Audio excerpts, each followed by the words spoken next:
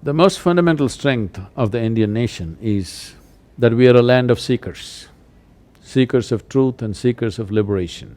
We are not a land of believers. We are a godless nation. Always, always and always, through millennia, we've been told, your life is your karma, that means your life is your making. This is the fundamental strength, and we have to bring this back, that we are a land of seekers. We don't believe in something that's been told to us. We want to seek and know it by our own experience. It doesn't matter, Krishna said it, Rama said it, Shiva said it, Buddha said it, doesn't matter. Still you have to seek. We have, with all due respect, all of them, we still want to know it by our experience. The moment we give it up, we won't know why, we will not know why we're Indians, and we will not want to be Indians.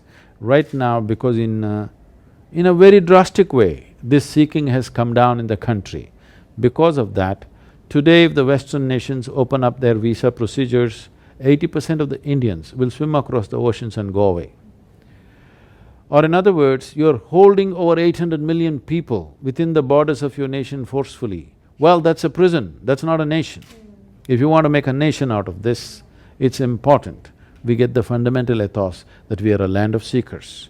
If this seeking is not deepened, if there is no spiritual process in us, there is no reason why we should be together, because we look different, we eat different, we dress different, we speak different languages. There is no reason for us to be together. It is only this fundamental spiritual thread which has loosely tied us together as a nation. The moment we hack it down, it will die. It will be… the very sovereignty of this nation will be untenable the moment you hack the thread off. So it is in the hands of young people like you to strengthen that within yourself and in everybody around you, and 20% of your wardrobe must turn Indian. Thank you very much.